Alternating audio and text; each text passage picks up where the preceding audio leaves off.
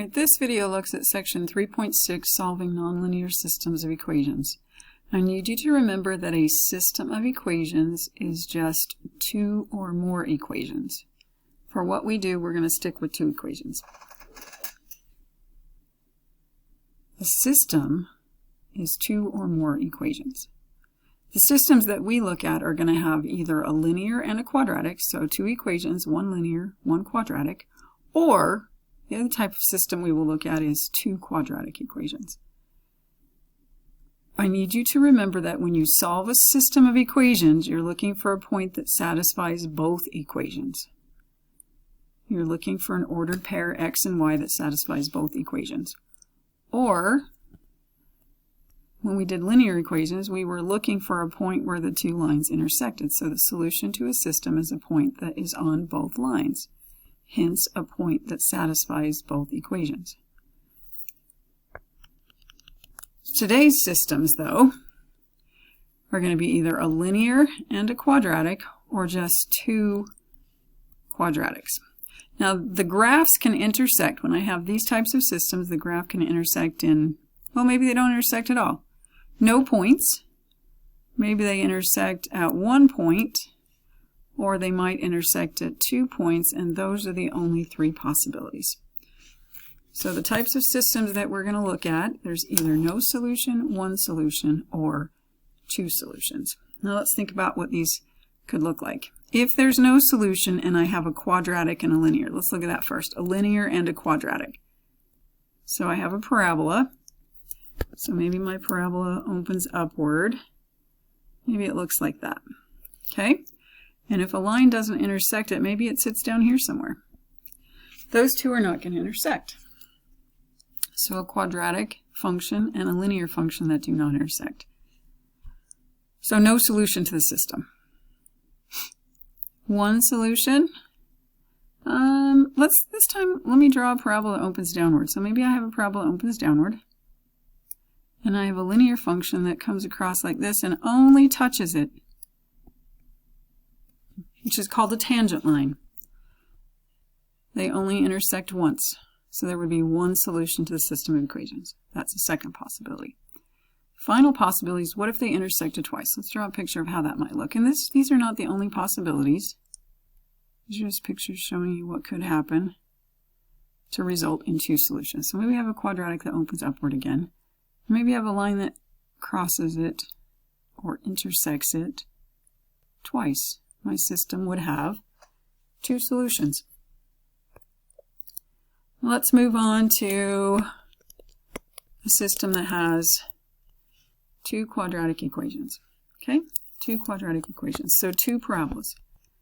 How could two parabolas be drawn so that they do not intersect at all? Well, maybe one of them is up here, opening upward. And maybe the other one is here, opening downward. They don't intersect. Another possibility would be, let me just draw another possibility. You can draw whichever one of these you want. Maybe I have a parabola that's fairly wide, and it opens like this. And then up here, I have a second parabola that is very steep. Those two parabolas are never going to intersect.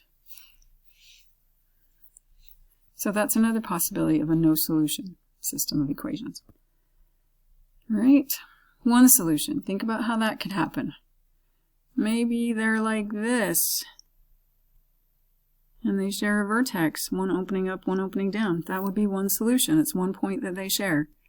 It's another possibility. Well, maybe we have a parabola that opens like this. And then I have a second parabola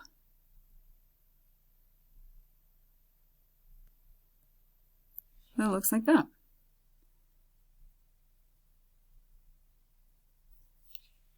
And the two only intersect at the one point. Is that a possibility? Sure. Okay. All right. Two intersections or two solutions. Maybe I have a parabola that opens upward like this. Let me draw this one a little better. And we have a parabola that opens upward like this. And I have a second parabola that intersects it twice, like that. So two solutions, or two intersection points. And those are our possibilities. Okay, we're going to move on to example 1. As we move on to example 1, I'm going to open up my Desmos page. So I'm going to go to desmos.com, the graphing calculator.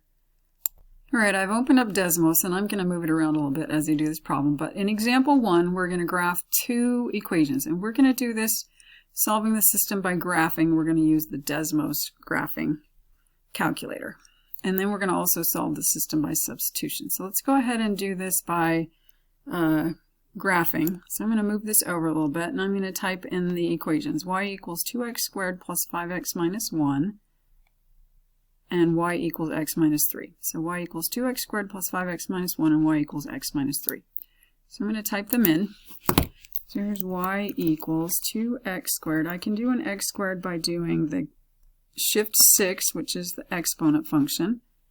Notice the 2 is the power. I'm going to arrow over because right now my cursor is still flashing as an exponent. I want to move it down. 2x squared plus 5x minus 1. Okay, there's that one. A parabola. And you can draw that one on your paper first if you want to. I'm just going to draw them both at the same time. Notice where the vertex is. Negative 1.25, negative 4.25. Or negative 4.125. So second one is the line, y equals x minus 3. And we should be able to easily graph that without any kind of technology. I'm going to move this over so I can see the graph and my page at the same time. So I'm going to move the Desmos way over here, stretch this out a little bit, and I'm going to graph. Okay. So I'm going to graph y equals x minus 3. That line is a y-intercept of negative 3, a slope of 1. I'm going to draft that on my page. Negative 1, negative 4. And I'm going to go ahead and look at that intersection point. Not intercept, intersection point. If you just click on it,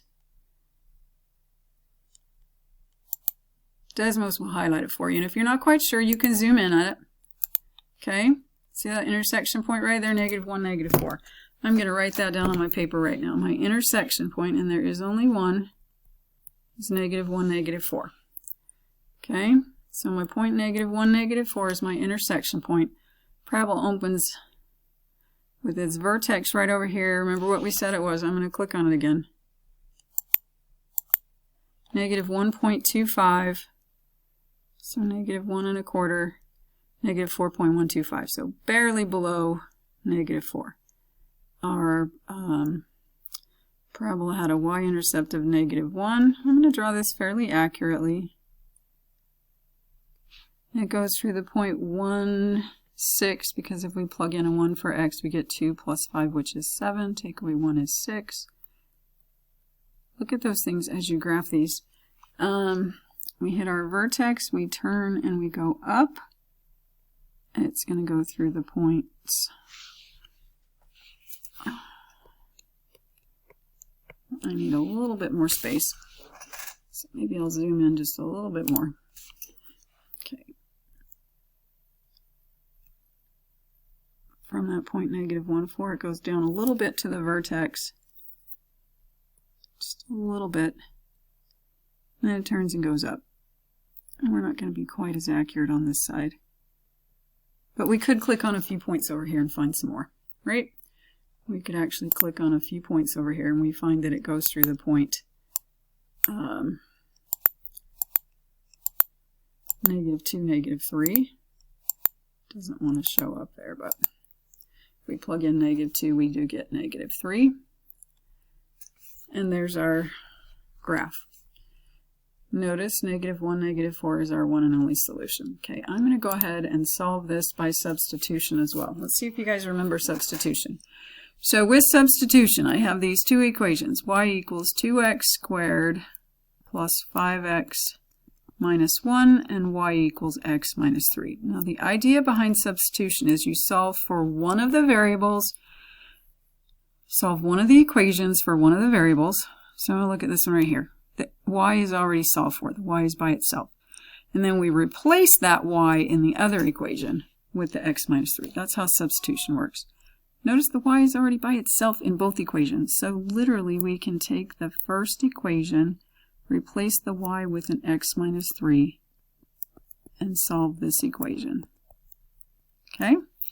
So we're going to set that equal to 0. So we need to solve this.